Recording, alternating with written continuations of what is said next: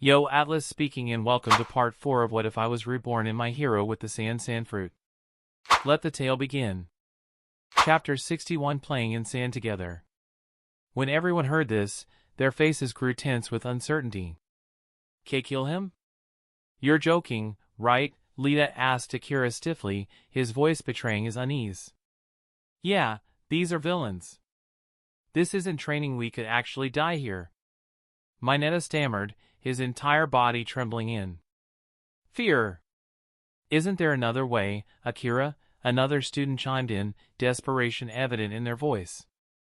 Akira's expression darkened as he turned to face them. Of course, there's another way. Really? Hope flickered in their eyes. Yes. The other way is waiting to die. But I refuse to just sit back and do nothing. Akira's voice was cold and firm. If you want to survive, follow me, and I'll do everything I can to keep you alive. But if you're just going to give up and wait for the end, don't expect me to protect you. A heavy silence descended over the group. Akira's words hung in the air, forcing them to confront the reality of the situation. He's right. I've been wanting to take these guys down anyway, Bakugo growled, clenching his fists with a confident sneer. Count me in. This feels like something straight out of a battle manga. Kirishima said enthusiastically, his hands hardening. With a loud asterisk swish as he activated his quirk. I'm not just going to stand here and do nothing, Todoroki added coolly. Me too. I don't want to die either, I want to live. One by one, the students steeled their resolve, their fighting spirit reigniting. Even Kurogiri, standing before them, seemed momentarily stunned by the shift in their determination. Akira slowly raised his right hand and pointed directly at Kurogiri. Then, in the name of the squad leader, let's take him down! Yeah, the class roared, their collective shout echoing through the training ground as they prepared their quirks. Foolish children, Kurogiri said calmly. His dark mist expanded rapidly, preparing to engulf the charging students and scatter them across the battlefield. But before the mist could reach them, a sudden barrier of sand rose, forming a protective shield around the students. At the same time, Akira leapt into the air, a pair of sand wings erupting from his back, propelling him toward Kurogiri at high speed. Wings! Jiro's eyes widened in disbelief. His quirk can do that? That's so cool! Midoriya exclaimed, unable to hide his amazement. It is impressive, but now is not the time to admire it. Yaoyorozu snapped, bringing them back to focus. Akira had no intention of engaging Kurogiri recklessly. Instead, he utilized his sand fruit powers with precision. Sand rain! With a sharp command, countless sand arrows materialized from his wings and rained down on Kurogiri. The barrage forced the villain to teleport away to avoid the attack. Boom! Explosions echoed in the distance as the sand arrows struck their unintended targets. Kurogiri reappeared, but Akira was ready. So, your mist isn't your true form, it's just a defense for your real body, Akira said coldly, his sharp gaze locking onto the metallic collar embedded within the mist. Kurogiri frowned. You're quite perceptive. Akira Kitagawa, All Might's apprentice. Akira smirked. Oh, so you've heard of me. Glad to know I'm already famous. Of course we've heard of you. You and All Might are the reasons we're here. Consider this our special greeting, Kurogiri's voice was steady, but there was an edge of tension beneath his calm demeanor. Then let me return the favor properly. Akira surged forward, moving faster than Kurogiri could react. His hand shot out, grabbing Kurogiri's collar and slamming it into the ground with a deafening crack. The impact sent shockwaves rippling through the area. Let's see how sturdy that head of yours really is, Akira muttered, raising his hockey-coated fist. With a single punch, the ground beneath Kurogiri cracked like a spiderweb, and his metallic collar buckled under the force. Not bad, Akira said with a grin. But if one punch isn't enough, let's try another. Before he could land a second blow, Kurogiri desperately expanded his mist, enveloping Akira. In a flash, Akira vanished. Teleported away from the battlefield. Cough. That was close. Any longer, and I'd be finished, Kurogiri muttered as he staggered to his feet. I need to report this to Shigaraki immediately. Akira landed in the middle of the landslide zone, surrounded by a barren, sand-filled area. Damn it. He teleported me, Akira muttered, brushing sand off his clothes. Before he could gather his bearings, he heard voices behind him. Hey, looks like we've got one guy to deal with. Only one? That's boring. Let's finish him quickly and head somewhere more fun. Yeah, talk about bad luck for this guy. Akira turned to see a group of villainous thugs approaching. They looked more like monsters than humans, their quirks giving them grotesque appearances. Only one against all of you? Akira said, his tone filled with mockery. You must feel confident. Oh, we'll make quick work of you, one of the villains sneered. Akira smirked, the sand around him beginning to swirl. What a coincidence. Your quirks seem to be sand-based too. Let's see who's better, shall we? With a wave of his hand, the sand beneath him rose like a tidal wave. Let's dance. Chapter 62 Danger, All Might in Crisis. As soon as Akira finished speaking, the villain cast him a contemptuous look, but the sneer on the man's face froze for a moment as if something about Akira's face stirred a memory buried deep in his mind. He frowned, trying to recall where he'd seen him before. After scrutinizing Akira for a moment, he spoke with a dismissive tone. You, kid. I could have sworn I've seen you before. But never mind that. Orders are orders, Tamura Shigaraki wants you dead. And I'm not one to disappoint him. The man's gaze darkened, but his tone remained oddly casual. Still, I'm not a fan of dealing with weaklings. How about you save me the trouble and just kill yourself? Suicide? Akira raised an eyebrow, his expression blank. He couldn't believe this was becoming a trend among villains he encountered. Sorry, but I have plans that require me to stay alive. The man's grin widened, his voice dripping with mockery. Plans? That's adorable. But listen, kid, you'll save yourself a lot of pain if you just obey your elders and off yourself. Otherwise, I'll have to get creative, and trust me, it won't be pretty. Akira's face stiffened. He didn't dignify the man's absurd words with a response. Instead, his right hand moved subtly, manipulating the sand beneath his feet. Suddenly, a series of sharp sand spikes erupted from the ground, racing toward the man. Whoa! The man's eyes widened as he leaped into the air, barely evading the attack, landing precariously atop one of the spikes. He wiped the sweat from his brow. Not bad, little hero, he said with a nervous chuckle. Guess I underestimated you. His demeanor shifted as recognition sparked in his eyes. Ah, right. You're one of those kids from U.A's hero course. Makes sense you'd have a little bite to you. Akira smirked. We both control sand. How about we see who's better? Their eyes locked, and the air grew tense. The man's grin twisted into a sneer. Compete? You? His voice dripped with disdain. Listen, kid. Maybe you're hot stuff at UA, but to me, you're nothing.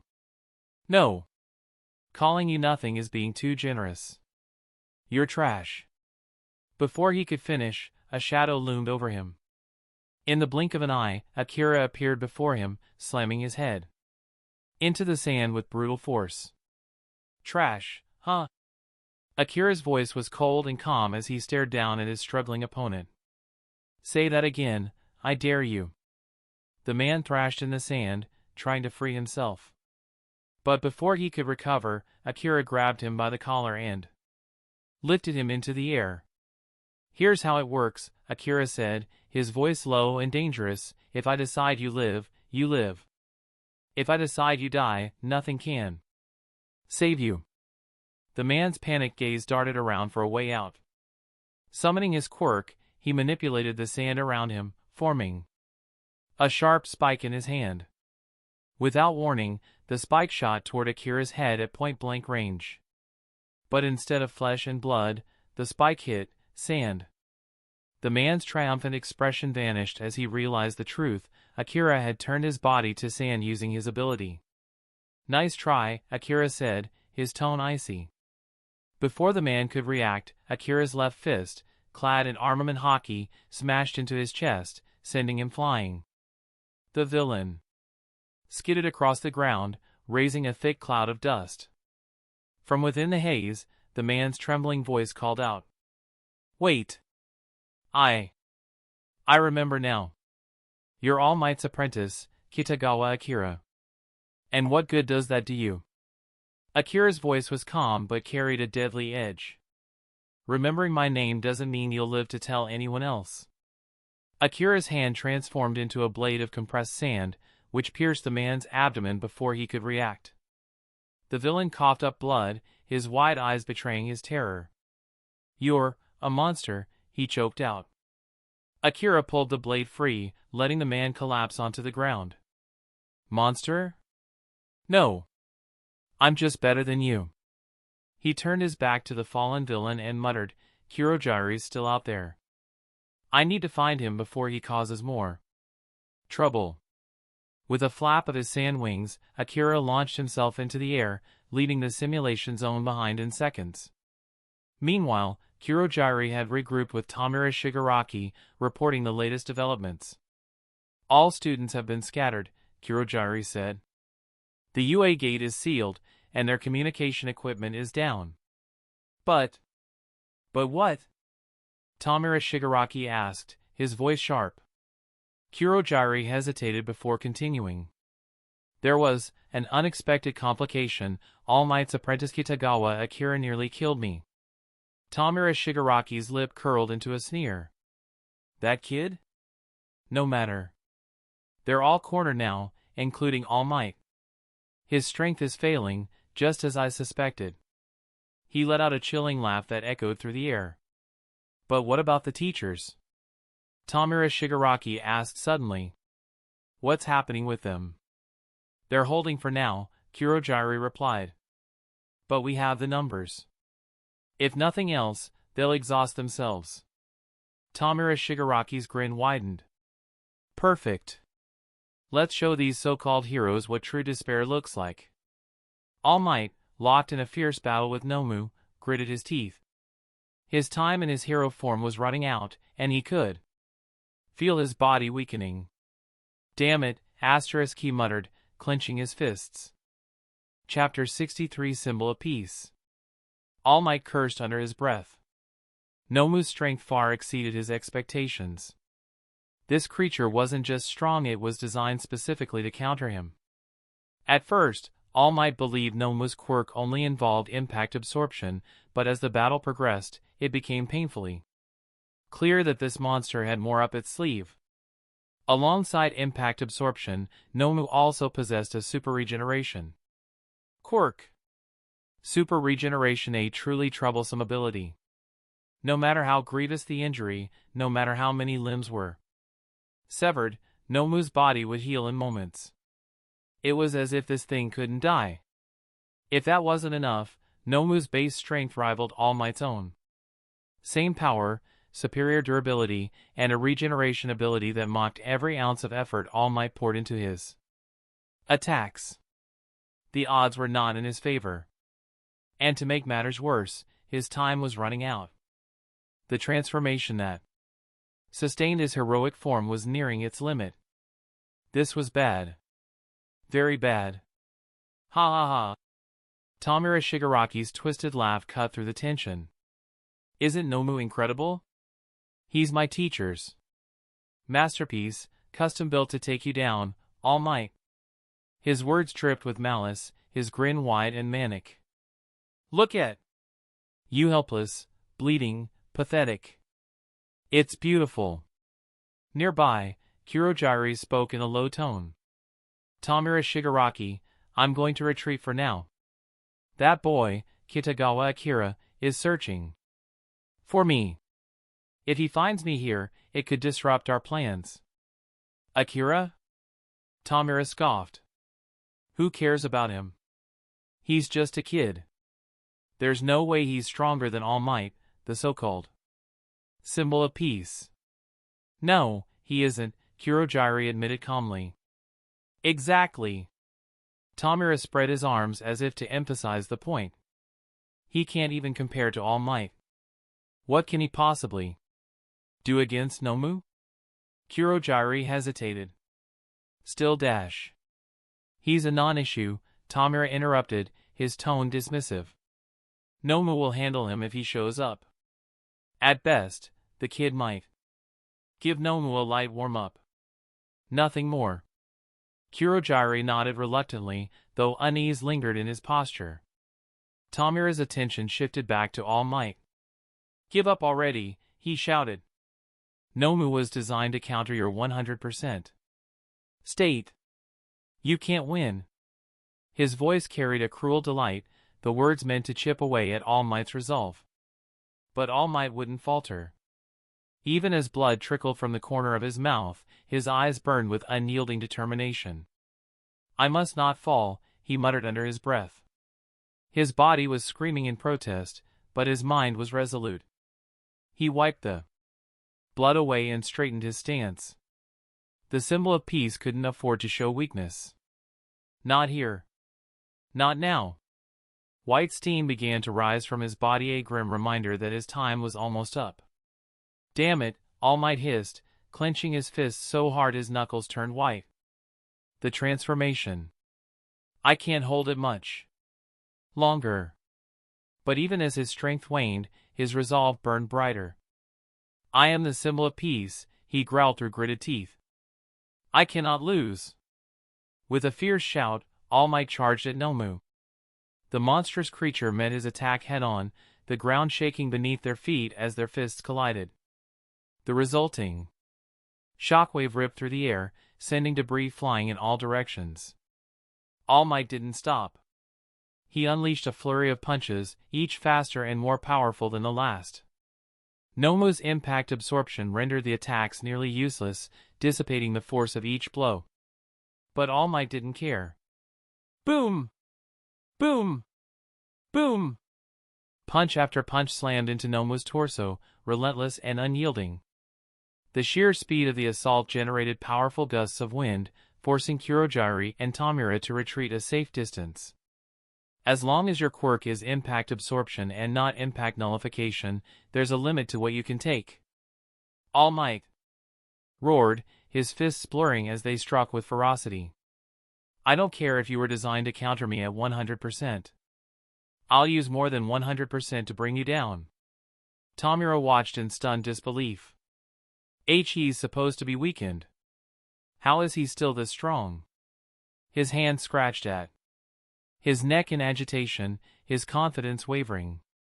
With one final punch, All Might sent Nomu flying into the air. The ground cracked beneath his feet as he prepared to leap, gathering his strength for a decisive blow. But then it happened. White steam erupted from his body, and in an instant, his hulking form shrank back to his true self, a gaunt, frail man. No! All Might gasped, his face pale. Not now, not at this critical moment. His mind raced, but there was no time to think. Tamura's triumphant laugh rang out. Nomu! Finish him off! The monstrous creature obeyed without hesitation, charging toward the now vulnerable All Might.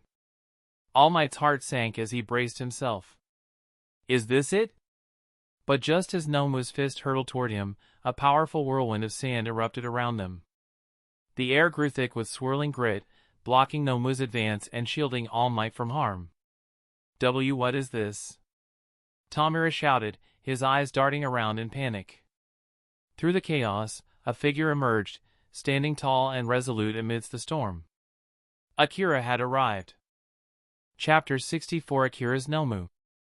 All Might froze, his eyes widening as he observed the swirling sandstorm. The whirl of sand was unmistakable, a salon roll. conjured with precision and purpose. Could it be the Kitagawa boy? All Might muttered in a deep voice, a spark of hope igniting in his weary chest. Boom! Nomu's colossal fist crashed into the swirling sand with the force of a freight train. The impact rippled outward, yet the sand held its ground, absorbing much of the attack's destructive power. Nomu's base strength was on par with All Might's, but the salon roll wasn't about overpowering the creature, it was about buying time. Akira's timing had been perfect. The sandstorm had dampened Nomu's attack just enough for All Might to survive the blow. Even so, the residual force knocked All Might back. He staggered but didn't fall, a giant hand of sand materializing behind him to stabilize his footing. Startled, All Might glanced back, his fists raised in reflex. For a moment, he thought Nomu had circled behind him, but instead, he found himself face to face with the supportive sand. His mind quickly pieced together the situation. As the sandstorm dissipated, a figure emerged, leaping with agility toward All Might's side. Kitagawa boy, why are you here? All Might's solemn expression softened into a faint, weary smile. Akira landed lightly, taking a brief moment to assess the symbol of peace. All Might's towering form had diminished, replaced by his true, frail appearance. Despite his withered body, his face still held that unshakable, reassuring grin. Something inside Akira twisted painfully. This is what makes All Might special, Akira thought. Even now, battered and vulnerable, he smiles not for himself, but for everyone else. To say, TT'll be okay. All Might, you've done enough, Akira said quietly, his tone heavy with conviction. I'm here to help. All Might's smile faltered. Why are you here? Where's Aizawa? He was supposed to lead you all to safety. Don't tell me dash. Exactly what you're thinking, Akira interrupted. Class 1A is scattered, and Mr. Aizawa is fighting hard to protect us. The situation's a mess. All Might's fists clenched, his nails digging into his palms. His face darkened with helplessness. Damn it. His time had already run out, and forcing himself further would risk everything. He couldn't fall here not when so much depended on him. What do I do? What do I do now? All Might's mind raced, desperate for a solution. Tamura Shigaraki's mocking voice interrupted his thoughts. Hey! All Might, what's with the new look? You look pathetic. His laughter echoed, filled with scorn. All Might's face turned grim. Kitagawa boy, he said solemnly, T have a task for you. Rally Class 1A. No matter what happens, you must lead them to safety. Akira didn't respond immediately. He studied All Might, understanding the intent behind his words. This wasn't just an order, it was a plea. No, Akira said firmly. I refuse. This isn't the time for stubbornness, All Might pressed. Nomu was designed to counter me specifically. I need time to defeat him. You must dash. All Might, Akira interrupted, his voice steady. There's no escaping this. From the beginning, there was only one path. Fight until the end. Running isn't an option. The words struck a chord with All Might. He knew Akira was right. Even if they fled, Kurogiri's quirk would ensure no one got far. Damn it! All Might cursed under his breath, his frustration boiling over. Akira stepped forward. You've done enough. Rest. This Nomu was made to fight you, not me. My quirk might give me an advantage against him. From the distance, Tamura's laughter grew louder. Kurogiri, did you hear that? This kid thinks he has a chance against Nomu. Isn't that hilarious? Kurogiri hesitated, his gaze flicking toward Akira. Memories of their earlier encounter flashed through his mind, the crushing weight of the sand, the suffocating pressure. He swallowed nervously. Perhaps, Kurogiri admitted reluctantly, he might last a few moves. Tamira's head snapped toward him in surprise. What? Ignoring Kurogiri's unease, Tamira waved his hand dismissively. Whatever. Nomu, take them both out. Nomu didn't hesitate. The hulking beast charged, the ground trembling beneath its weight. All might! Akira shouted, grabbing his shoulder and pulling him back. Let me handle this! All Might's instincts screamed to intervene, but the resolve in Akira's eyes gave him pause. Fine, All Might muttered. But don't overdo it, Kitagawa boy. Akira nodded and stepped forward, his gaze locked on Nomu. This wasn't just about saving All Might. It was about testing himself, understanding his limits. As Nomu barreled toward him, Akira's fist clenched, his sand swirling and coiling around his arm like a living entity. A moment later, his entire arm turned jet black, coated with a layer of hardened sand. Let's see what you've got, Akira muttered, charging to meet Nomu head-on. The collision was inevitable. Chapter 65 Quicksand Waterfall. Bang! The two fists collided, creating a shockwave that sent ripples of air blasting through the battlefield. Akira staggered back a few steps, his footing unsteady. Despite his formidable abilities, it was clear his raw strength wasn't a match for Nomu's overwhelming power. Yet, the fact that he could take the punch head-on left everyone frozen in shock. Tamira Shigaraki's voice cracked as he yelled, Impossible, absolutely impossible. How can he take a direct punch from Nomu and still be standing? Kurogiri glanced at Akira with unease, memories of their earlier clash still fresh in his mind. Even All Might, now in his frail form, couldn't hide his astonishment. Akira, how has your strength grown so much in such a short time? All Might muttered under his breath. Akira clenched his fists, his expression calm but focused. The power of pure physical skills isn't enough against him, he murmured. Tamira Shigaraki's frustration boiled over. Nomu! Don't stop! Kill him! Kill him now! Obeying the command, Nomu charged again, its massive frame moving with unnatural speed. The speed, it's even faster than before, Akira noted as Nomu closed the distance. From the sidelines, All Might's voice rang out, hoarse but urgent. Akira, get out of there. You can't dash. Before the words could finish, Nomu's fist crashed into Akira's body. The impact resounded like a thunderclap. For a moment, the battlefield seemed to freeze. When the dust settled, All Might fell to his knees, his expression one of utter despair. What he saw before him was horrifying. A headless Akira, his body slumping to the ground. Tamira Shigaraki broke into a gleeful laugh. Look at this! The so-called hero apprentice, Kitagawa Akira, fell like the rest of them. All Might, this is all because of you. Because you were too weak to save him. All Might trembled, fury building in his core. His fists smashed into the ground, sending cracks spidering out across the floor. Unforgivable, he roared, his voice filled with rage and pain. But then, something incredible happened. Sand began to swirl around Akira's lifeless body, concentrating at his neck. Slowly, a new head formed, solidifying into place. Not bad, Akira said, brushing off the dirt. That was a strong punch.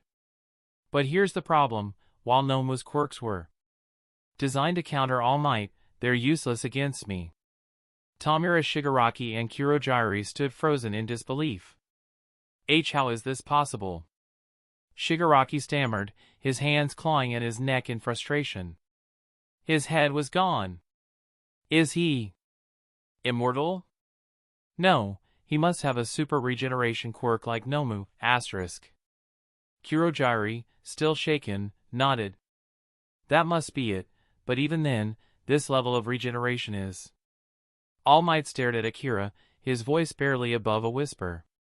Akira, what kind of power are you hiding? Shigaraki's voice regained its edge. Nomu, keep going. If he regenerates, then hit him faster than he can heal. Kill him. Nomu obeyed, launching a relentless barrage of punches. Each strike tore through Akira's body, leaving holes and gashes in its wake. But no matter how much damage Nomu inflicted, the sand swirled and repaired Akira's body with astonishing speed. Minutes passed, and Nomu's assault continued, but Akira remained unfazed. Finally, Akira looked at Shigaraki with a smirk. Your Nomu is impressive. Impact absorption and super regeneration make it a tough opponent. But even the toughest defense has a limit. Shigaraki sneered, masking his growing unease. Don't act so smug. You're just stalling for time. Akira's smirk widened. Stalling? No. I've already won. Before Shigaraki could retort, Akira slammed his hand onto the ground. The sand beneath him rippled and surged like a living tide. Quicksand waterfall. The ground beneath Nomu, Shigaraki, and Kurogiri collapsed into a swirling vortex of sand, pulling them downward. Nomu struggled against the pull, its massive frame sinking slowly. What the? Shigaraki screamed, clawing at the ground as the quicksand engulfed him. Kurogiri's portal quirk flickered, unstable under the relentless pressure of the sandstorm. Shigaraki! We need to retreat. From the sidelines, All Might watched in awe, his earlier despair replaced by newfound hope. As the sandstorm raged, Akira stood at its center, calm and resolute. Your reign of terror ends here. Chapter 66 Where is my Nomu? Quicksand Waterfall. The words were spoken calmly, yet they reverberated across the battlefield like a thunderclap. Akira pressed his hand firmly against the ground, a quiet determination in his gaze. Suddenly, the earth beneath him began to fracture. Crack! Crack! The ground quaked violently as fissures spread outward in all directions. The tremors were so intense that even the hardened warriors of the League of Villains paused mid-battle, startled by the unexpected seismic activity. What's happening? An earthquake, one of the villains shouted, his voice betraying his panic. No way. This isn't natural. Could it be reinforcements? Another asked, his fear mingling with uncertainty. Impossible. We've cut off all communications and sealed the entrances to USJ. No hero could have made it through. Amid the chaos, Class 1A's students exchanged wary glances. The ground, it's cracking. Denki Kaminari was the first to notice the spreading fractures. Wait! It's not just cracking, it's turning to sand. Kyokujiro added, her sharp eyes catching the transformation. It's him, Bakugo said firmly, his fists clenched. Who? Kaminari asked, still trying to process what was happening. Akira. This is his doing, Bakugo growled, his voice filled with both frustration and reluctant admiration. Akira, the others echoed in disbelief. Yeah, this is him. That damn bastard. Bakugo muttered under his breath before leaping onto higher ground to get a better view. Where are you going, Kakin? Midoriya called after him, but Bakugo ignored him, his eyes fixed on the unfolding scene. At the heart of the battlefield, Tamura Shigaraki's unease was palpable. What the hell is this kid doing? The entire ground is shaking, he spat, scratching at his neck anxiously. Kurogiri, always the voice of caution, spoke up. Shigaraki, I have a bad feeling about this. We need to stop him now. You don't need to tell me. Shigaraki snapped. Nomu! Take him down, now! Nomu roared in response, lunging toward Akira with terrifying speed. But before it could reach him, a surge of sand erupted from the ground like a living entity, coiling around Nomu's body and dragging it into the abyss below. What? Shigaraki shouted, his eyes widening in shock. Kurogiri's voice trembled as he watched the scene unfold. Shigaraki, the ground, the entire USJ training area, it's transforming into a desert, asterisk. The once diverse training zones of USJ, the flood zone, the mountain area, the fire zone were now gone, replaced by an endless sea of golden sand. From a vantage point above, Bakugo and Midoriya stared in stunned silence. This is insane, Midoriya murmured, his voice barely audible over the howling wind. Bakugo grit his teeth. That idiot. I knew he was strong, but this? This is something else entirely. Akira's strength, it's on a completely different level, Midoriya whispered, a mix of awe and fear in his eyes. Back on the battlefield, Shigaraki's frustration reached a boiling point. Damn it! What kind of monster is this kid? He roared, his fingers twitching with the urge to decay anything. Shigaraki, Kurogiri interjected, do you remember the incident in Hyuan Town? Shigaraki froze, the mention of the name sparking a memory. Hyuan Town, the place where a lush forest suddenly turned into a desert, he muttered. Exactly, Kurogiri said. What we're seeing here, it's the same. This has to be his doing. As the realization sank in, Shigaraki's gaze darted around the battlefield.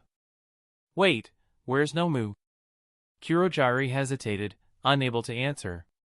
It was then that Akira's calm voice cut through the chaos. Your Nomu has been swallowed by the abyss. Shigaraki turned toward the source of the voice, his face twisting in fury. You! What did you do?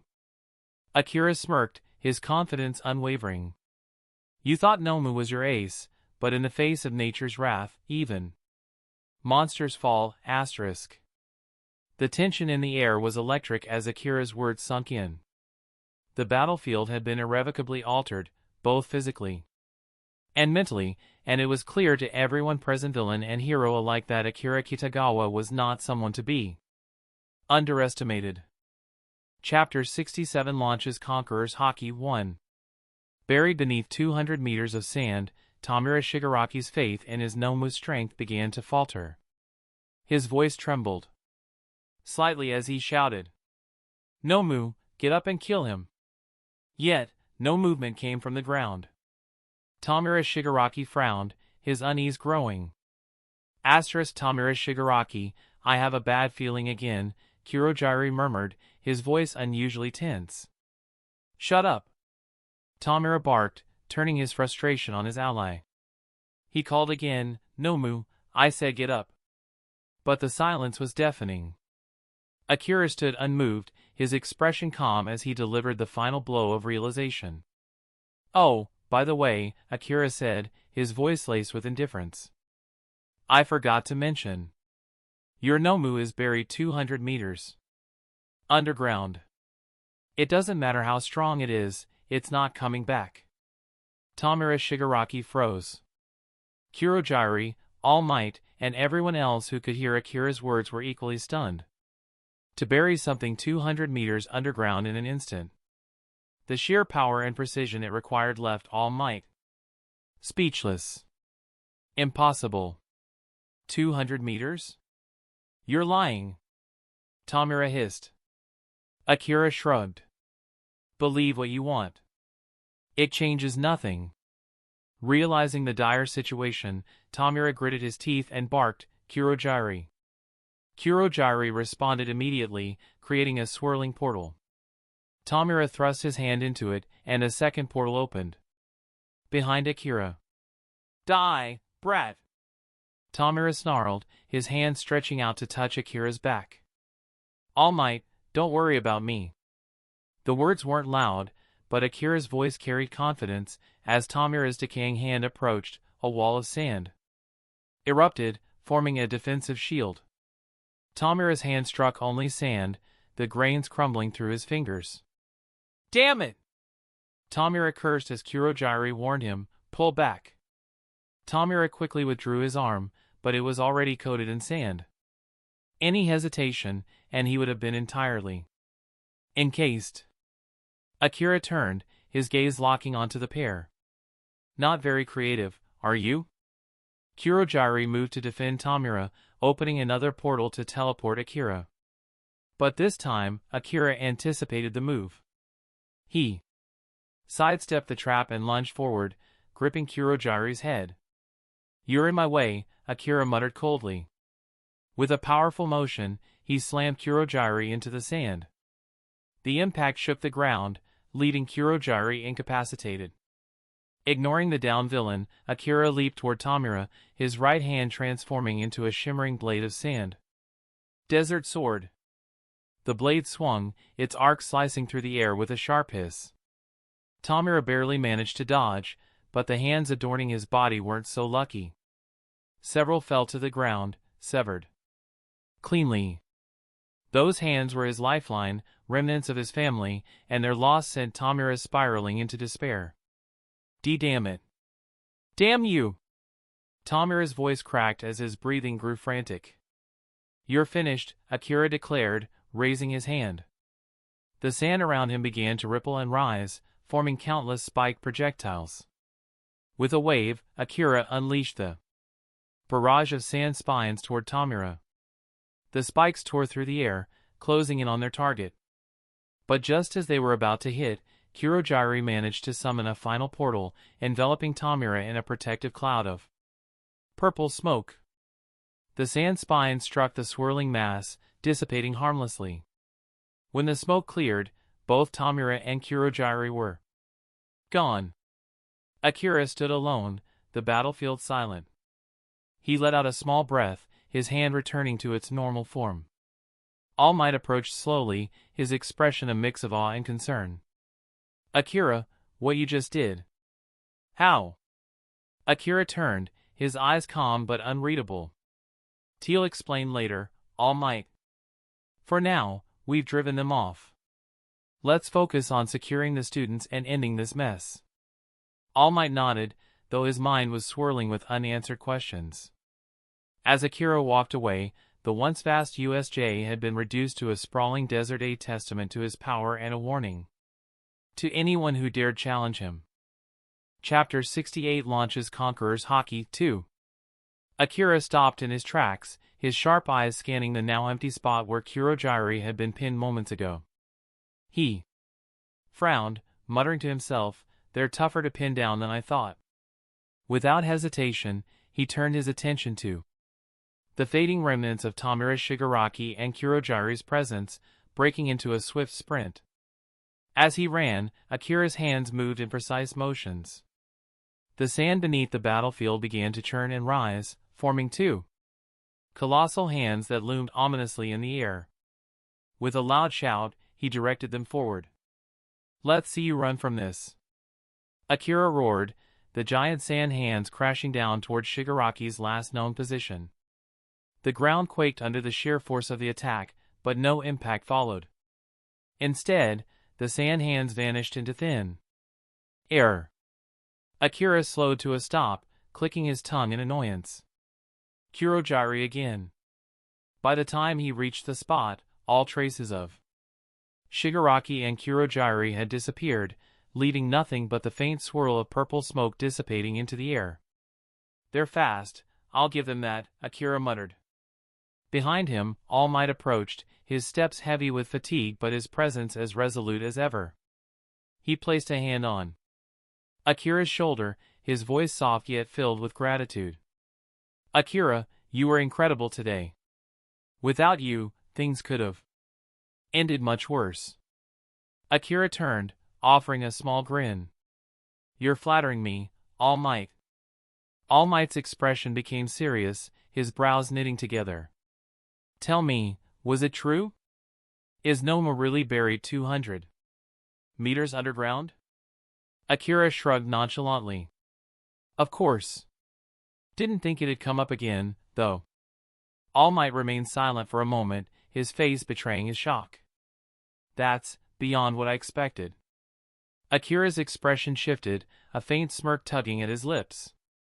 "Guess I'm full of surprises." Before All Might could respond, a distant explosion ripped through the air. Both of them turned toward the source, the faint sound of chaos reaching their ears. All Might sighed, his expression somber. "Akira, I need to ask for one more favor." Akira crossed his arms. "What is it?" "My current form isn't suited for appearing in front of the students." Can you check on the others and make sure they're safe?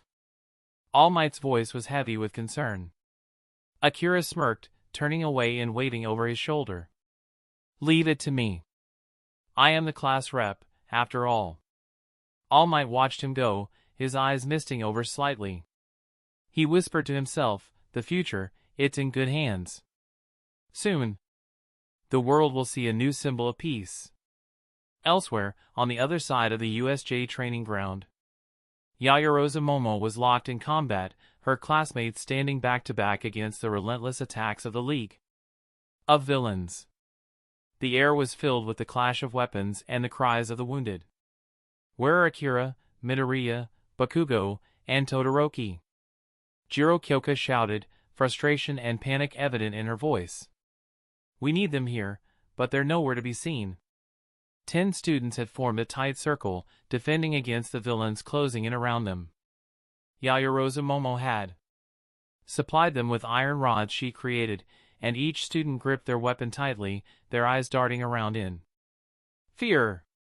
How much longer can we hold out? Mineta cried, his voice trembling. Shut up and fight, Mineta.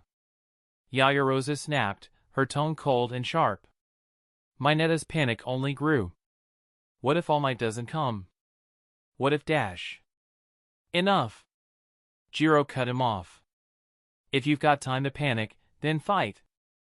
We're not going down like this. Nearby, Kirishima Ijiro activated his quirk, his arms hardening into stone-like weapons. She's right. We're heroes in training. We don't just wait around for someone to save us. Lita stepped forward, his expression resolute. Exactly. All Might may be busy fighting his own battle, and we can't rely on others to rescue us. We fight here and now, asterisk. Their rallying cries were cut short as the ground shook violently. A massive bear-like villain pushed through the crowd, wielding an oversized axe. His menacing growl sent shivers through the group. Pathetic, the bear man sneered. Let me handle this. The students froze as the towering villain charged, his axe swinging high above his head. This is it! Mineta wailed, tears streaming down his face. The axe began to fall, its massive blade promising devastation. Then, in an instant, a figure appeared. Akira stood tall, his hand raised to intercept the axe. The weapon came to a sudden stop as his blackened palm caught the blade mid-swing. The impact sent a wave of air blasting outward, scattering the sand beneath them. Akira! Jiro shouted, relief washing over her. Our class rep is here. He caught that axe with one hand, asterisk. What's with his arm? Why is it black? Ignoring the chatter, Akira locked eyes with the bear man. You scared my classmates. I can't let that slide. With a slight squeeze, cracks formed along the axe's surface. A second later, it shattered into pieces, the fragments scattering across the sand. The bear man's eyes widened in fear. He dropped the handle and turned to flee, his instincts screaming at him to run. Akira turned to his classmates, offering them a reassuring smile. You've all done well. Leave the rest to me. As he faced the remaining villains, an invisible pressure began to radiate from him, the sheer force of his presence pressing down on everyone nearby. The villains hesitated, their resolve faltering as they faced the overwhelming power of Akira. Chapter 69 USJ ends. Plop! The villain closest to Akira fell face first into the ground, unconscious. Hey, what are you all doing? One of the villains yelled in confusion before his eyes rolled back, and he collapsed. Bang! Bang! Bangle! Within seconds, more than 300 villains hit the ground, their eyes vacant as if they'd been shut down entirely. Class 1A stood frozen, their weapons raised, but no longer necessary. What just happened? The villains, they're all unconscious. Did Akira do this? Yaoyorozu Momo, unable to contain her shock, rushed forward. Akira, did you do all this? Akira turned to her with an easy smile. Yeah, It was me. I used a mental attack. They're all knocked out cold now. The explanation left everyone in stunned silence. Psychic attack?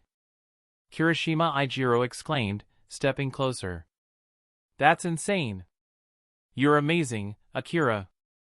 This is unreal, Jiro Kyoka muttered, still in disbelief. Indeed, it was. Class 1A had been struggling against the villains for what felt like hours, and despite their best efforts, they couldn't turn the tide. Yet Akira had arrived and single-handedly incapacitated hundreds without breaking a sweat. Akira, you're incredible, Lita said, his tone filled with awe. Kitagawa-chan, you're amazing, Azuitsuyu added. Akira simply smiled, shrugging off their praises. However, before anyone could speak further, Momo stepped forward. Again, her expression serious. By the way, Akira, we noticed earlier your hands were black. Is everything okay? What was that? Yeah, Kyoka added, her concern clear. Your hands, what happened? Akira blinked for a moment before casually replying, oh, that's just my quirk. It enhances my arm's attack and defense. Power. To demonstrate, he activated his armament haki. His right arm turned pitch black, gleaming faintly under the light. This is it, Akira explained, holding up his arm. The class stared in awe, their amazement evident. Whoa! Kirishima exclaimed, stepping closer. He activated his quirk, hardening his own arm. It's kind of like my quirk. Mine enhances attack and defense too, but it doesn't turn black like that. Yaoyorozu chuckled at his comparison. There's no contest, Kirishima. Akira's quirk is leagues ahead of ours. Exactly, Kyoka teased with a grin. It's like comparing the sky to the ground. Hey, I know that. Kirishima laughed, rubbing the back of his head. If I could do what Akira just did, all these villains would have been on the ground already. Akira chuckled softly. Other areas might still need help. I'll leave this to you all. Stay safe. As he spoke, a pair of massive sand wings formed on his back. With a single beat, he soared into the sky, leaving his classmates staring in amazement. That quirk, Kirishima muttered, his eyes sparkling with admiration. It's so practical, and so cool. Of course, Kyoka replied, still watching Akira's figure disappear into the distance. Who wouldn't be envious? More than an hour later, the remaining villains had been subdued, and the situation at USJ was finally under control. Thankfully, only one student from Class 1A had been seriously injured, though Aizawa suffered severe damage due to the overuse of his quirk. When everything settled, Principal Nizu and the authorities arrived to assess the situation. The villains were taken into custody, but before the students could leave, the principal gathered everyone. He addressed the group, his voice calm yet commanding. First, let me extend my sincerest apologies. Today's incident was a result of U.A's negligence, and we will take full responsibility. The students remained silent, their faces a mix of exhaustion and unease. But there is one important thing I must ask of all of you, Nizu continued, his expression growing serious. What happened? Today this entire incident must remain confidential. Do not disclose anything to the outside world. His words hung in the air, heavy with implication. Chapter 70. Although the students didn't fully understand the principal's intentions, they all nodded slightly, acknowledging his words. Do you know why this incident must remain confidential? The principal asked, his tone calm yet firm. Everyone shook their heads, puzzled. Let's start with this. What did you learn from the USJ incident? The principal continued, his gaze scanning the room. All Might is incredibly powerful, Lita answered promptly, his voice filled with admiration. Well, yes, but what else? Akira. Kitagawa Akira is also extraordinarily powerful, Kirishima said with enthusiasm. Look at the USJ training ground. It's practically a desert now, all because of his quirk. That's true, Tsuyu added, glancing at Akira with wide eyes. He took down most of the villains in an instant. His strength is terrifying asterisk. The principal nodded, his expression grave. Precisely. What you said is correct. Akira's strength is remarkable, but this is exactly why we cannot let this incident go public.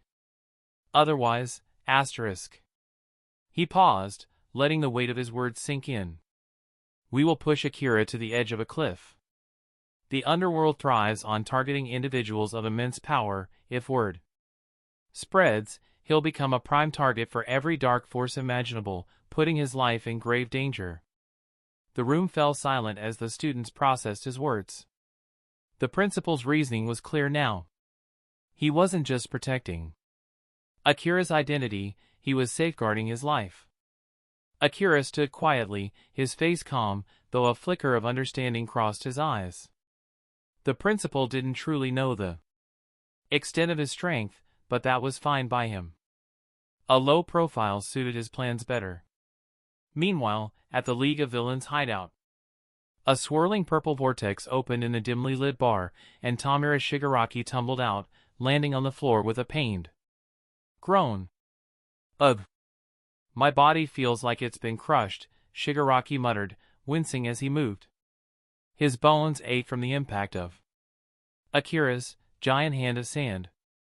Kurojiri, standing nearby, spoke calmly, I had to teleport you away from the US before the situation worsened. That student's attack was too overwhelming to counter. Shigaraki clenched his fists, his anger boiling over. It's a complete defeat. All our forces have been captured, Nomu was buried underground, and All Might escaped. No, worse, it's all because of him. He slammed his fist into the ground, his voice rising with fury. That guy, Kitagawa Akira. If it weren't for him, All Might would be dead right now. A mechanical voice from a nearby screen interrupted his outburst. Tamura, calm yourself. This was a miscalculation, not a failure. However, this Kitagawa Akira, he seems to be more than we anticipated. The face of All for One appeared on the screen, his tone measured yet curious. Nomu, my creation, was buried by a student? All for One asked, his voice tinged with disbelief. Yes, Master, Shigaraki confirmed bitterly. That brat's quirk turned the entire training ground into a desert.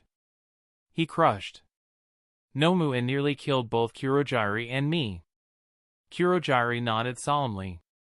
It was no ordinary quirk. His power is on an entirely different level. If it weren't for my teleportation, we wouldn't be here now.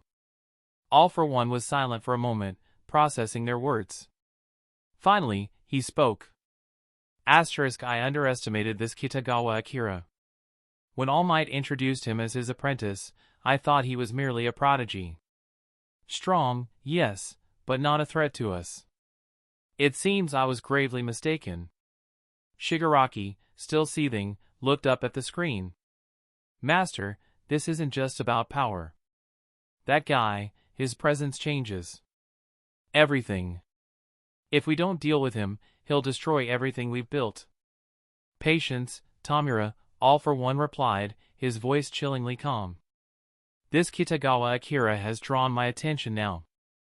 If he is as powerful as you say, we will need a different strategy. For now, let him bask in his victory. The next move will be ours. The screen went dark, leaving Shigaraki to stew in his frustration. But in the shadows of his rage, a new determination took root. Kitagawa Akira. Shigaraki muttered, his voice venomous. This isn't over. Back at UA, the students had dispersed, their conversations filled with admiration for Akira. But as Akira stood alone, his thoughts were elsewhere. He gazed at the horizon, the weight of his dual identity pressing on him. The world saw him as a hero, a prodigy. But he knew better. This was just the beginning, and the shadows were starting to stir. Chapter 71 Big 3, bonus. After Tomura Shigaraki's words fell, the atmosphere in the dim bar turned tense. For 20 or 30 seconds, the room remained silent until All for One's voice chuckled softly from the screen. Well, there's nothing to be done now. A pity, truly. Damn it! They all deserve to die.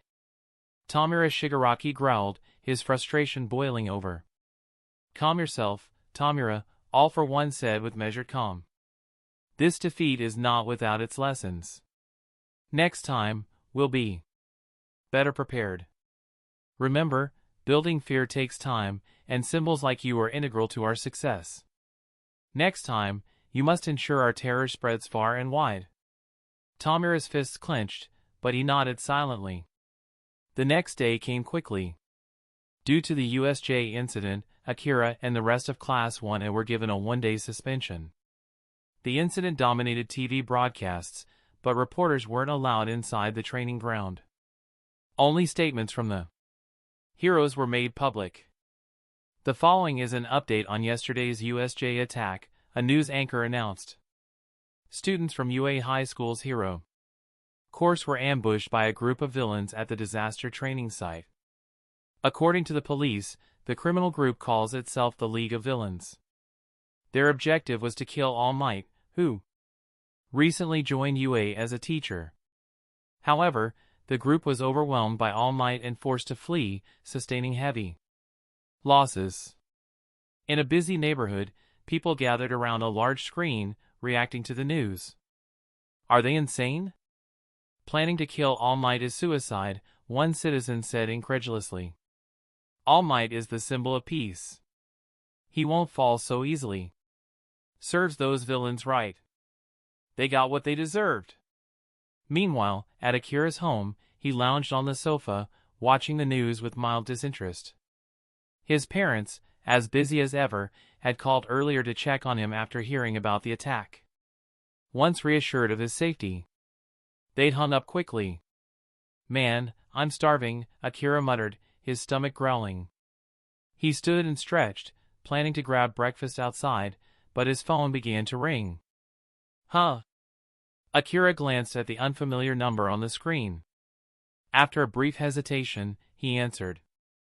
Hello? Akira, my boy. A familiar voice boomed through the receiver. All Might?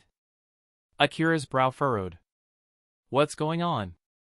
Meet me at U.A. Immediately, All Might said, his tone serious.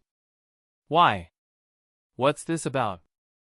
Akira asked, though he already had an idea. T'll explain when you get here. Oh, and don't worry about food, the principal will provide. Akira sighed but smirked slightly. All right, I'll head over. Half an hour later, Akira arrived at UA and made his way to the principal's office.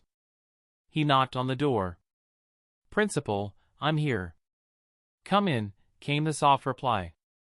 Opening the door, Akira was surprised to find All Might, the principal, and several classmates Midoriya, Bakugo, Todoroki, and Tokoyami already inside.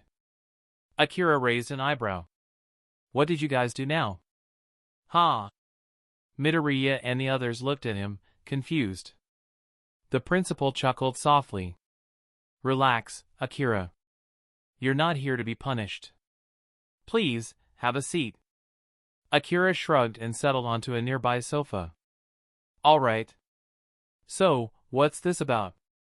The principal adjusted his glasses. Tell me, Akira, have you heard of U.A's Big Three? Akira leaned back, crossing his arms. Big Three? Yeah, I've heard of them. They're the top 3 students in UA, right? The principal nodded, clearly pleased. Correct. Mirio Togata, Nijire Hado, and Tamaki Amajiki represent the pinnacle of talent, hard work, and experience at UA. So, what does that have to do with me? Akira asked, tilting his head. You'll be meeting them soon, All Might said with a grin. Meeting them? Akira repeated, his curiosity piqued. Yes, the principal interjected. We've decided that you, along with a select few from Class 1A, we'll have the opportunity to train with the big three. Akira's eyes narrowed slightly. Training, huh? Sounds interesting. Indeed, the principal said, smiling. It's a rare opportunity to learn from those who have honed their skills to an extraordinary level. I'm confident you'll benefit greatly from this experience. Akira smirked, his competitive spirit ignited. All right, then. Let's see what these big three are made of. Chapter 72: The Birth of the Five Secret Guard. Everyone looked at one another, confusion evident on their faces. It was clear that no one had a solid understanding of U.A's big three. I've heard of them, but I don't know much, Izuku admitted, scratching the back of his head. Same here, Bakugo added, crossing his arms. I just know they're supposed to be strong. Akira, sitting silently to the side, was also at a loss. Despite being a transmigrator, his knowledge of the big three was almost non-existent. When he'd arrived in this world, My Hero Academia had barely reached its third season, he remembered. Bits and pieces of the sports festival, but anything beyond that was hazy. To him, there was no point in dwelling on a plot that had likely been changed by his very presence. Has everyone only heard of them? The principal asked, breaking the silence. Akira, along with the others, nodded. The big three are the three most talented third years at UA, the principal explained. They're the students who are closest to professional heroes in both skill and experience, the best third years. Izuku repeated, his eyes gleaming with admiration. Bakugo cracked a grin, his competitive nature flaring up. Heh. Sounds like they're worth crushing. Akira raised an eyebrow, unimpressed by Bakugo's bravado. You're not even the strongest in our class. Maybe tone it down. Bakugo's grin faltered, and he glared at Akira. What was that, you bastard? Before an argument could erupt, Tokoemi interjected, his tone serious. Principal, I'd like to see how our class measures up to them. It would be valuable experience. Akira shot Tokoemi a glare. You're really throwing me into this, huh? Tokoemi quickly waved his hands in denial. No, no! I didn't mean dash. The room fell silent as the principal chuckled. You'll get your chance soon enough, in fact, that's exactly what I wanted to discuss. Really? Izuku's eyes widened with anticipation. The principal nodded. U.A is planning to train the next generation of Big Three, and we've selected the 5 of you to participate in this program. 5 of us? Todoroki asked, his expression calm but curious. Yes, All Might confirmed, stepping forward. After careful consideration, the principal and I decided that the 5 of you have the greatest potential to rise to the top. Of course, the rest of Class 1A has incredible promise, but you 5 stand out. This training will be more rigorous than anything you've faced before. Hearing this, Akira leaned back in his chair, crossing his arms. More training, huh? Well, it's not like I've been slacking, But why 5? Izuku asked. The big three are, well, 3. We decided on 5 because each of you brings something unique to the table, the principal replied. And while you won't replace the big 3, you'll be recognized under a new title, the 5 Secret Guards. The 5 Secret Guards? Akira repeated, his brow furrowed. That's dramatic. It's not just a title, All Might said, his voice solemn. It's a symbol. You'll represent the best of UA, tasked with protecting the peace and inspiring the next generation. With great power comes great responsibility. All Might then did something unexpected. He bowed deeply. Please, give it your all. The future depends on you. The room fell silent as the gravity of his words sank in. Akira was the first to speak, his tone casual but firm. Fine. I'm in. No objections here. The others quickly followed suit, each nodding their agreement. But if we're supposed to be the next big thing, does that mean we'll face the current big three? Bakugo asked, his tone laced with anticipation. The principal smiled. Indeed. You'll face them soon enough. Consider it a trial. A smirk spread across Akira's face as he leaned forward, his fingers tapping the armrest of his chair. Well, this just got interesting. Chapter 74 The Challenge of Takeshi Suda. The training field buzzed with tension as Takeshi Suda stood at its center, radiating confidence. His quirk, permeation, was infamous for its difficulty to master, but Takeshi wielded it with the expertise of years of relentless training. When he was a boy, Takeshi had nearly drowned, only to be saved by a professional hero. That life-changing event inspired him to become a hero himself. However, mastering permeation came with extreme challenges. A single error in its use could tear his body apart. This was why Takeshi's father had abandoned a similar dream, deeming the quirk too dangerous. Despite his initial struggles and being considered a weak student in his childhood, Takeshi persevered. His unwavering optimism and tireless efforts saw him rise to the top of UA, earning him a place among the big three. But Bakugo wasn't impressed. Who is this guy looking down on? Bakugo growled, sparks crackling in his palms as veins bulged on his forehead. Without waiting for further instruction, he leaped into action, charging straight at Takeshi.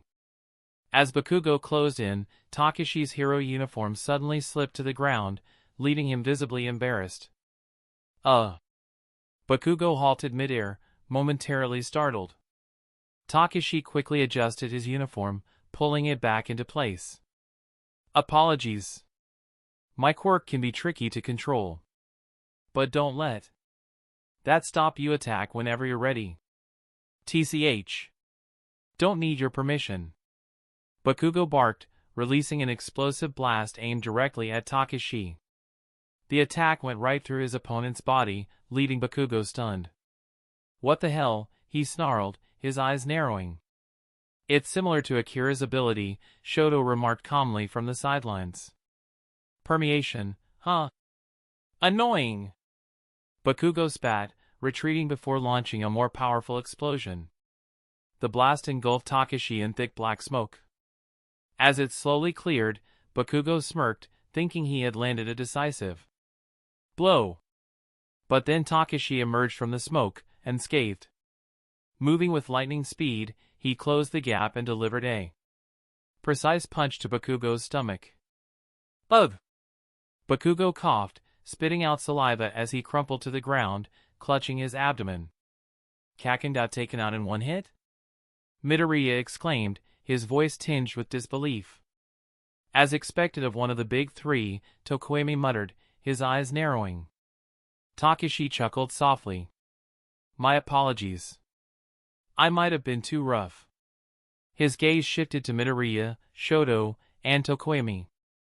What's next?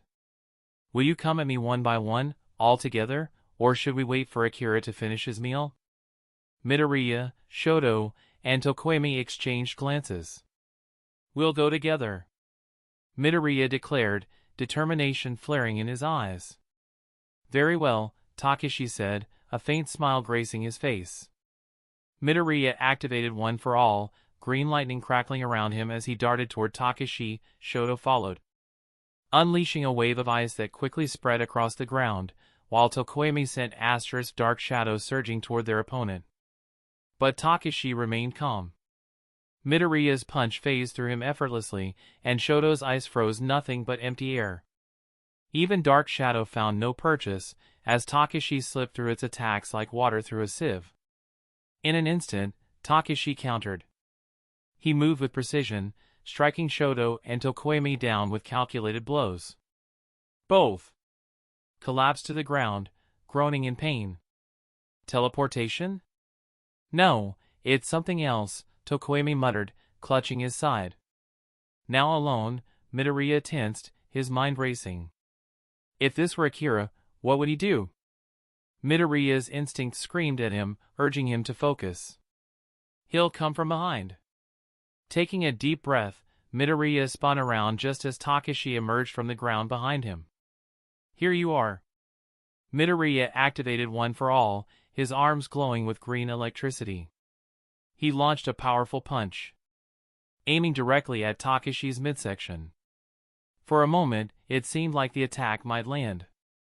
But once again, Takashi's body became intangible, and Midoriya's fist passed harmlessly through him. Midoriya's expression twisted in frustration. Before he could react, Takashi delivered a clean punch to Midoriya's stomach, sending him crumpling to the ground, alongside his teammates. Your turn, Akira, Takashi said, turning his attention to the lone figure seated nearby. Akira, still finishing the last bite of his meal, set his chopsticks down and wiped his mouth. He stood, his calm demeanor contrasting the tense atmosphere.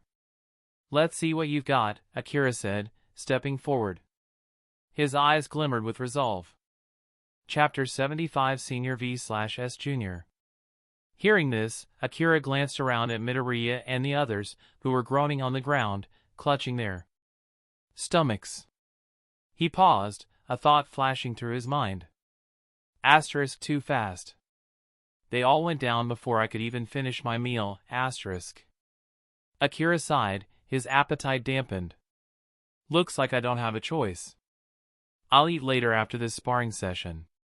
He stood up, slowly, brushing off the crumbs from his hands.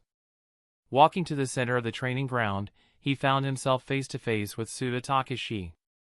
Senior, please go easy on me. I'd hate to let my food get cold, Akira joked, a playful smile on his face. Takashi chuckled in response. The principal seems to think you're fit to be the leader of the 5 secret guards. If you're not stronger than them, how will they respect you? Akira frowned, muttering under his breath, no way. Did the school just con me into this again?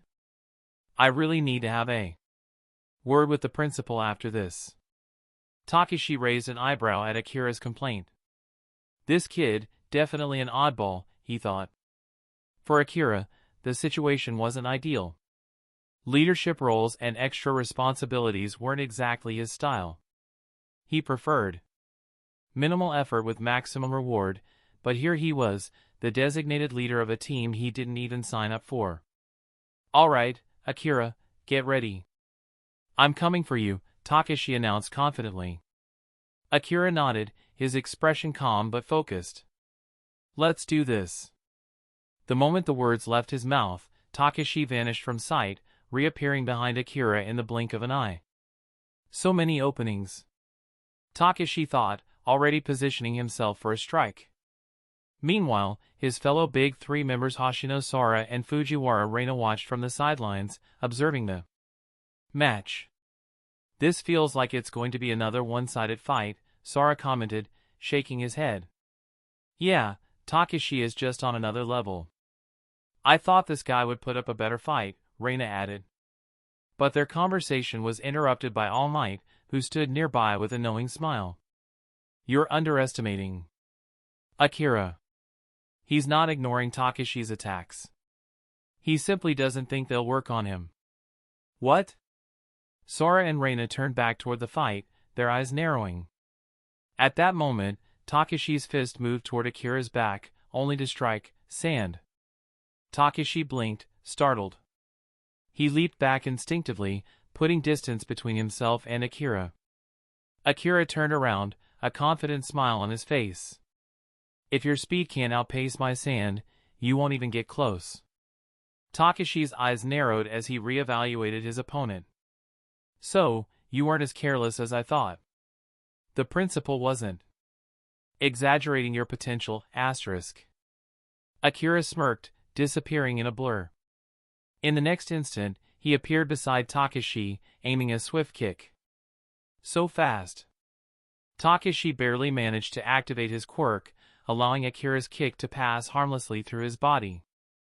A grin spread across Takashi's face as he counterattacked, his fist heading straight for Akira's abdomen.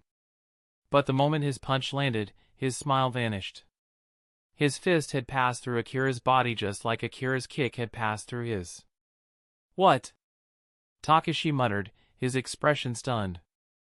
From the sidelines, Reina and Sora stared in disbelief. His body, it's intangible? Isn't his quirk supposed to be sand? Sora questioned, his voice filled with confusion. Could he have copied Takashi's quirk? Or does he have more than one? Reina speculated, still trying to process what she had seen. All Might's deep voice cut through their confusion.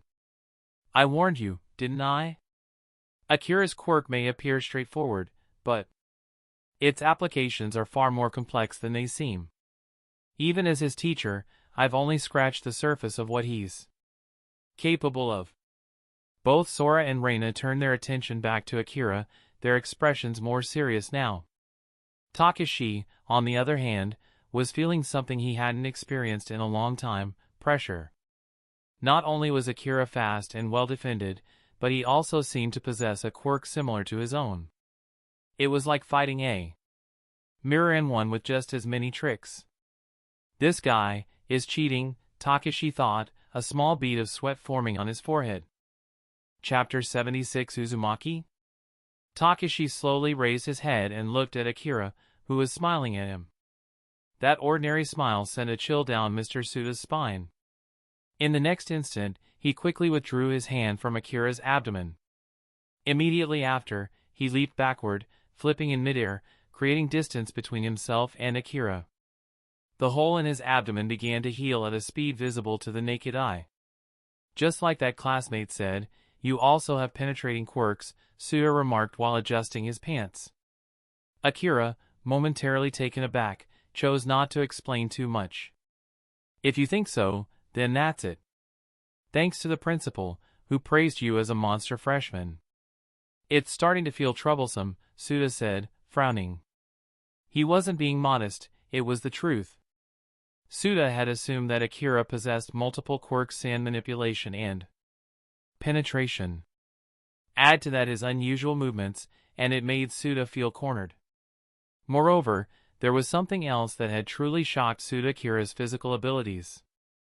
From their brief exchange, it was clear that his physical prowess was on par with Suda's own. What has this guy gone through? Suda thought, wondering about Akira's background. Monster freshman? Should I be happy that the principal praised me? Or should I be concerned? Akira smiled bitterly. None of that matters. Let's continue, Suda said calmly. All right, Akira replied. The moment Akira finished speaking, Suda vanished from sight. His pants, meanwhile, continued to fall to the ground. Behind Akira, the sound of impact rang out, signaling that Suda's attack had been blocked by the sand shield. Bang, bang, bang! Akira observed the sounds of continuous impacts around him. This guy's speed, it's faster than before, Akira muttered, not yet moving. No sooner had he spoken than Suda's speed had already exceeded the sand shield's defense capabilities. A punch came hurtling toward Akira. He instinctively reached out to defend, but the result was clear: Akira's hand passed right through Suda's fist. Momentarily stunned, Akira didn't panic. In fact, he found the situation to be in his favor. As long as Suda couldn't land a hit, he couldn't touch Akira either. Without hesitation, Suda launched another punch, aiming for Akira's abdomen. But again, the punch passed right through, with no impact. Is this really a headache? This is getting repetitive, Suda muttered, frustration creeping into his expression. Really? Akira asked, raising his fist. The moment he did, his arm was enveloped in a layer of pitch black. If it's anything like what I think, you're in for even more trouble. With that, he aimed a punch directly at Suda's face. Suda froze for a moment before grinning. Don't forget, I have penetrating quirks like you. Let's see if that's enough, Akira said, his punch connecting with Suda's face with a loud bang. Suda spun twice in mid-air before crashing to the ground. What? Why didn't Suda dodge that? Uzumaki-Rasen asked, astonished. Tion now one's face darkened. Suda's facing a tough opponent. If I'm right, the reason he didn't dodge is that he activated his penetrating quirks, asterisk. He thought Akira's attack would go right through him, Uzumaki Rasen added, eyes wide with curiosity. This is really troubling, Tion now one murmured. If Akira can attack Suda's physical form like that, then it means Suda's quirks aren't as effective against him, asterisk. Wow! How on earth did he do that? Uzumaki Razanaki was now full of curiosity. This is a serious question, Tion Naoan continued. If Akira can attack Suda's entity, does it mean Suda's quirks don't affect him? How on earth does he? She paused, her thoughts racing. I see, Uzumaki Rasen suddenly spoke, her eyes lighting up. Tion Naoan looked at her. What do you mean? Before, Suda's penetration was effective for him, but when Akira's hand turned black, it was able to hit Suda's physical body. I guess it has something to do with that, Uzumaki Rasen reasoned. Tion Naoan glanced at Akira's hand and nodded in agreement. Teacher All Might? Can you tell us if there's a secret in Akira's hand? Uzumaki Razanaki asked, turning to All Might, who was standing by. All Might hesitated for a moment, scratching his head. Well, I claim to be his teacher, but honestly, I don't know much. More than others. Really? Uzumaki Rasen asked. All Might nodded. Actually, there's no big secret. Akira told me that it's part of his quirk a move that enhances both defense and attack. Is that so? Yeah, that's what I think, too, All Might said. Then I'll ask him later, Uzumaki Rasen said, looking intrigued. Chapter 77 I gave up. At this moment, Takeshi Suda rose from the ground, his movements quick and efficient. He seized the opportunity to grab his discarded pants, hurriedly pulling them back on. One side of his face was visibly swollen, and confusion was etched onto his features. I clearly used my quirk just now. Why was I still hit? The thought replayed in Takeshi's mind, his expression darkening. For as long as he could remember, his quirk had never failed him in combat. Today marked the first time someone had bypassed his intangibility and landed a direct hit. What kind of person is this Akira Kitagawa? Takeshi muttered under his breath, his gaze locked on Akira, who stood calmly with a faint smile. The tension between them was palpable as Akira slowly raised his right hand. In an instant, dozens of sharp sand spikes materialized, floating menacingly around him. With a flick of his hand, Akira sent the spikes hurtling toward Takeshi. In the past, Takeshi would have ignored such an attack, relying on his quirk to let the projectiles pass harmlessly through him. However, after the earlier incident, he didn't dare take any chances. With a swift leap, Takeshi evaded the incoming spikes. Bang! Bang! Bang! Asterisk asterisk. The spikes slammed into the ground, leaving deep craters where they struck. Akira didn't relent. He gestured again, and the ground beneath Takeshi cracked and crumbled, turning into loose sand that began to rise and coil around him like a living creature.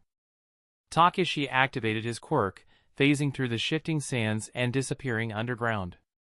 Moments later, he re-emerged behind Akira, ready to strike. But as he surfaced, he froze. Akira was hovering in midair, effortlessly evading his reach. The momentary hesitation was all Akira needed. With a wave of his hand, countless sand arrows formed and launched toward Takeshi in a relentless barrage. Forced to activate his quirk again, Takeshi phased through the arrows and retreated to safety, his mind racing. He's completely suppressing Takeshi, commented Hitoshi Yamada from the sidelines, his voice tinged with disbelief. Yeah, he's not just strong, he can even fly using his quirk, added Riko Uzumaki, her eyes wide with astonishment. It's incredible, Hitoshi said, his tone serious. Akira has taken two quirks that normally wouldn't conflict and turned them into a seamless combination. His mastery over them is on a completely different level. I want to ask him so many questions, Riko said, her voice filled with curiosity and admiration. All Might stood silently nearby, observing the fight. The sheer potential Akira displayed left even the symbol of peace awestruck. Meanwhile, in a corner of the training ground, Midoriya, Todoroki, and Tokoemi watched the battle unfold in stunned silence. I thought Akira was just strong, Todoroki muttered, his usual composure shaken. But seeing him overwhelm one of the big three like this, it's on another level entirely. Tokoemi nodded solemnly. He's completely eclipsing heroes at the top of the rankings. It's like we're not even in the same league. Midoriya clenched his fists, determination burning in his eyes. Akira's strength is incredible, but it's also inspiring. I have to push myself even harder, asterisk. As the students processed what they were witnessing, Takeshi's voice rang out across the training ground, loud and clear. You win. The declaration stunned everyone present. The thought of Takeshi Suda, one of the big three, conceding defeat was almost unthinkable. He actually admitted defeat, asterisk, Hitoshi muttered, disbelief etched on his face. It's surprising, Riko said, a grin spreading across her face. But this freshman, he's fascinating. Akira descended gracefully to the ground, his expression calm. Admit defeat? If I'm not mistaken, you haven't gone all out yet. Takeshi smirked as he adjusted his pants. And if I'm not mistaken, neither have you. Akira didn't deny it. The acknowledgement hung in the air, unspoken but understood. You're strong like a monster, Takeshi admitted, his voice tinged with respect. Akira smiled faintly. He'll take that as a compliment. Chapter 79 Exchange Students. Listening to Akira's request to stop, Boiling Rasenki let out a thoughtful hum and fixed her wide, curious eyes on him. Akira couldn't help but smile bitterly. He knew that unless he provided some kind of answer, her relentless questioning would continue without pause.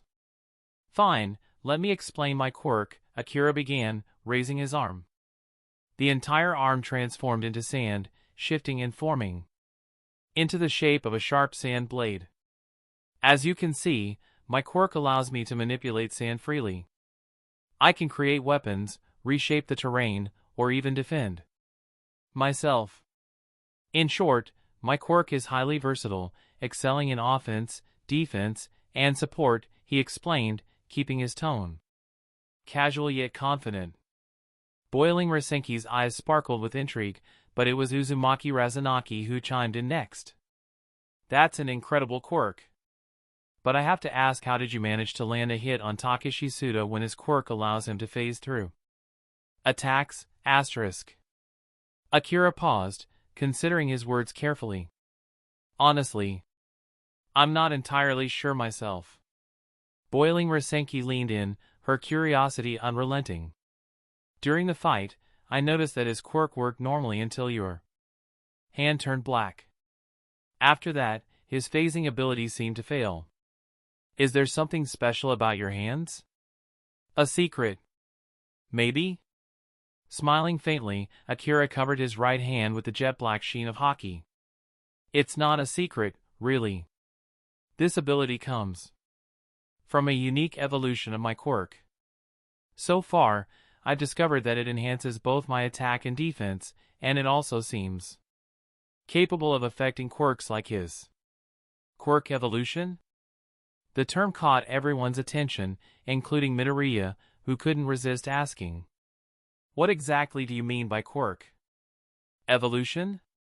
Yeah, Akira, we're classmates. If there's a way to grow stronger, you have to share it with us. Tokoemi added, his tone half joking but eager. Akira rolled his eyes. Don't get any ideas about shortcuts. There's no easy path to strength, it's all about effort and gradual progress. As for quirk evolution, it's essentially a significant breakthrough that occurs when you push your quirk to its limits. Think of it as an advanced development stage. Everyone nodded in understanding, though their expressions showed varying degrees of curiosity and determination. With the explanations done, Takeshi Suda stepped forward. "If there's nothing else, All Might, we'll take our leave now," he said. All Might hesitated briefly but eventually nodded. Before leaving, Suda turned to Akira. "Next time, let's try a team match. It'll be interesting to see how you handle it." Boiling Rasenki added eagerly, "Yeah, Akira. A team competition would be so much fun. Don't you think?" Team competition? Midoriya and the others seemed less enthusiastic, glancing at one another uncertainly. Takeshi smiled. "That's right. We'll face you 5 as the 3 giants versus the 5 secret guards. Sound good?" Akira smiled faintly, neither committing nor declining. "We'll see if there's time." "All right." Suda grinned. "We'll head out now." With that, the 3 senior heroes exited the training ground, leaving Akira and his classmates behind. Not long after, All Might cleared his throat. "Ahem, now that they're gone, I have an important announcement to make." "An announcement?" The students turned to him, their faces filled with anticipation. Akira, however, had a sinking feeling. All great teams need a great leader. With that in mind, I've decided that Akira will serve as the leader of the 5 secret guards. Any objections? I'm fine with it. Me too. I agree. Same here. Akira immediately raised his hand in protest. "Wait, All Might. I don't mind being part of the team, but being the leader is a bit much, don't you think?" All Might gave a knowing smile. "You're the only one capable of leading this team. Your classmates trust you, and your strength speaks for itself." "It's settled, asterisk. What exactly does the leader have to do?" Akira asked warily. "Nothing too complicated," All Might replied. "They just need to follow your orders absolutely. That's all." Akira thought for a moment. Having absolute obedience from his team sounded convenient. After a moment's hesitation, he relented. "All right, I'll do it." "Great!" All Might said, beaming. "However, training your teammates will be part of your responsibilities. Aizawa and I will assist you, of course." Time passed quickly, and night fell over UA. As All Might left the training ground, he headed to an important meeting with the principal. In the principal's office, Niza leaned back in his chair, looking utterly exhausted. "So, All Might, did Akira accept the position?" "He did," All Might confirmed with a wry smile. Niza raised a skeptical brow. "That easily? I expected more resistance." "Well, there are certain details I didn't mention," All Might admitted. "If I told him everything, I doubt he'd have agreed." Niza sighed. "We'll have to keep him occupied for now. Speaking of which..." The principal opened a drawer and pulled out a stack of papers, handing them to All Might. "What's this?" All Might asked, flipping through the documents. "Application materials for an exchange program with Country M," Nizu explained. "Exchange students?" Nizu nodded. "Yes. If everything proceeds as planned, this will introduce a whole new dynamic to our already eventful year." Chapter 79 Sports Festival.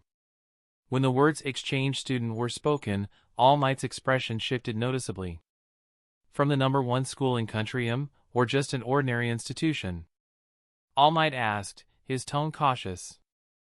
The principal, seated at his desk, pondered for a moment before replying in a steady voice, "Academy of the Brave." All Might's face grew serious. "The Academy of the Brave? That school isn't part of any official rankings. It's infamous for accepting only exchange students, yet none ever return. Isn't it also rumored to transform its students into top-tier heroes?" The principal nodded. "Correct. While it has earned a reputation for excellence, the Academy has its unique methods. They accept students regardless of their current skill level, focusing on the potential to develop extraordinary quirks. All Might frowned. But I've heard unsettling rumors about that academy. Stories about extreme conditions or even mistreatment, asterisk. The principal sighed. There was an incident in the past, but after thorough investigation, it turned out to be a misunderstanding. The claims were made by students overwhelmed by the rigorous training. It's demanding, yes, but not unethical. Despite the explanation, All Might remained unconvinced. I still don't feel comfortable about this. The crime rate in Country M is already high, and sending students there. I'll go with them. The principal shook his head firmly. That won't be necessary. The safety of the students is paramount, and I've already arranged for a teacher to accompany them. You, however, have responsibilities here, especially with the League of Villains still active. After a long pause, All Might relented with a heavy sigh. If that's the case, then we'll have to ensure everything is planned meticulously, asterisk. The next morning, Akira left his house, heading toward the station after breakfast. Ever since the USJ incident, his name had been circulating in the media, making him more recognizable than ever. As he waited at the station, an elderly woman approached him with a kind smile. "Young man, you weren't hurt during the incident, were you?" Caught off guard, Akira blinked. "Are you talking to me?" "Of course, dear. You're the hero from the news, aren't you?" Akira smiled politely. "Thank you for your concern." "I'm fine." Her question seemed to break the ice, as others at the station began chiming in. "Well done, kid. You'll make an incredible pro-hero someday. That's All Might's apprentice, right? The heir to the symbol of peace. Keep it up, young man." While their encouragement was heartfelt, the attention was overwhelming. Akira couldn't get off the tram soon enough. At UA, the atmosphere in Class 1A was buzzing. Most of the students were still discussing the USJ incident. Kaminari leaned back in his chair, grinning. "Man, the USJ incident really made us famous." Jiro nodded. "Yeah, it's been all over the news. Even pro-heroes are talking about it." Kirishima pumped his fist. "Akira is the real MVP. Turning the entire USJ into a desert? That's next level cool." "True. If it weren't for Akira-chan, who knows what could have happened to us." Ajui added, her voice tinged with gratitude. The door slid open, and Akira stepped into the classroom, followed by Aizawa-sensei. The chatter quieted as everyone turned their attention to the podium. Aizawa scanned the room briefly before speaking. "All right, everyone, we've got two important announcements today. First, we're holding a class leader re-election." The class erupted in murmurs. Many students instinctively glanced at Akira, wondering if he'd done something wrong. Aizawa continued, his tone as dry as ever. "Kitagawa Akira has too many responsibilities and won't be able to fulfill the role of class president. You have 10 minutes to elect a new leader." A wave of relief swept over the class. For a moment, they had thought Akira had been demoted for disciplinary reasons. When the voting began, Akira refrained from participating, knowing he had neither the time nor the desire for the position. In the end, Lita Tenya was promoted from vice president to president, and Yayarosa Momo was elected as the new vice president. Now that the class leader is settled, Aizawa continued, let's move on to the second announcement. The Asterisk Hero Sports Festival Asterisk is coming up. The room lit up with excitement. The sports festival was one of the most anticipated events at UA, drawing the attention of top heroes and agencies from across the nation. Aizawa raised a hand to quiet the class. This festival is a critical opportunity. Many of you will attract the attention of pro heroes and gain offers for internships. However, this year, security will be heightened due to the recent villain attack. Kirishima grinned. The Hero Sports Festival, huh? Time to show the world what we've got. Yeah, but this is more than just showing off, Jiro said. This could determine our futures as heroes. Akira listened quietly, a faint smile on his face. The sports festival wasn't just an opportunity, it was a stage.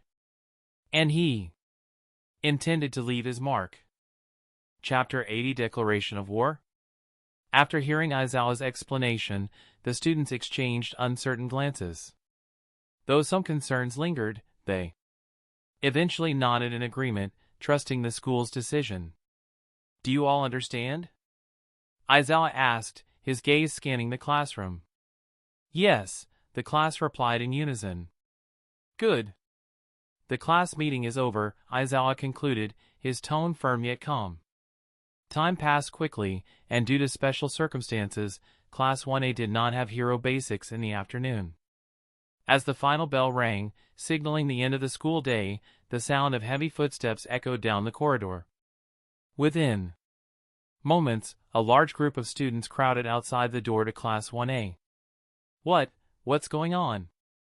Achiko asked, her brow furrowed in confusion. As the new class representative, Lita stepped forward and addressed the group politely. Excuse me, but may I ask what business you have with Class 1A?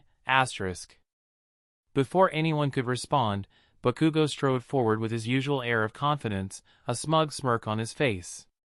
TCH. What else would they be here for? They're obviously trying to scout out the competition, Bakugo sneered, crossing his arms. At his words, the realization dawned on the other students. Aizawa's mention of the upcoming sports festival earlier that day suddenly made sense. Bakugo scanned the group of onlookers, his smirk deepening. But honestly, if you think standing around gawking is going to give you any advantage, you're wasting your time. Get lost, you extras. The onlookers bristled at Bakugo's harsh words, their faces stiffening. Don't label people as extras just because you don't know them, Bakugo, a calm but firm voice interjected. Bakugo's smirk faltered as he turned toward the speaker. Who asked you? The crowd parted, revealing a student with striking purple hair and a confident posture. It was Hitoshi Shinso, a first year from the General Studies course. Well, isn't this a surprise? Shinso said with a sly grin, his hands casually tucked into his pockets. I came here to see what all the hype about Class 1A was about. But if all of you are like this guy, it's honestly a little underwhelming. Bakugo narrowed his eyes at the perceived insult. And who the hell are you supposed to be? Shinso didn't flinch under Bakugo's glare. Just a student from General Studies. You Hero Course students might think you're the cream of the crop, but don't forget plenty of us are just as capable. Some of us might even transfer into the Hero Course, depending on how we perform at the sports festival. A murmur rippled through the group of students, but Shinso wasn't finished. By the way, I'm not here to scout the competition. I'm here to declare war. Class 1A may have a reputation, but reputations don't win battles. Don't get too comfortable at the top. Bakugo and Shinso locked eyes, the tension between them palpable. Suddenly, a calm but chilling voice broke the silence. Declare war? On Class 1A? With just you? Don't make me laugh. Everyone turned toward the speaker. Akira stepped forward, his expression sharp and unyielding. Shinso's confident smirk faltered for a split second before he regained his composure. Another one? Guess it's true what they say about the Hero Course. Before Shinso could continue, a loud thud interrupted him. Without warning, he stumbled backward and fell to the floor, clutching his stomach. The students behind him followed suit, collapsing like dominoes. The hallway erupted into chaos. Class 1A is attacking people. They're as crazy as the rumors say. Someone get a teacher. Half the crowd scattered, but the rest stayed, eager to see how things would unfold. Kitagawa-kun, violence is not the answer, Lita exclaimed, rushing forward in an attempt to mediate. Violence? Nah, I thought he was just a barking dog. Didn't expect him to fall so easily, Akira said with a smirk, his tone laced with mockery. Watch your mouth, Class 1A. Another voice called out from behind. A tall student from Class 1B stepped forward, clearly annoyed. Another one? Akira sighed, his patience wearing thin. Before things could escalate further, Lita quickly interjected. Leave this to me, Kitagawa-kun. As class representative, it's my duty to maintain order. Akira shrugged, stepping back. Fine, do what you want. I've got more important things to do. Shinso, still clutching his stomach, managed to pull himself up. His expression was a mixture of frustration and disbelief. Is everyone in Class 1A this insane? He muttered under his breath. Akira shot Bakugo a sideways glance. Next time someone like this shows up, don't waste time arguing. Just shut them down and move on. Bakugo smirked, clearly enjoying the chaos. I was planning to. But now I know you've got my back. Akira chuckled. Don't get used to it. The tension in the hallway finally began to dissipate, though the memory of Akira's sudden action lingered in everyone's minds. The declaration of war had been made, but it was clear that Class 1A was ready for whatever the sports festival would bring. That's the end of this tale for now. Thank you for watching, and I'll see you in part 5. Peace.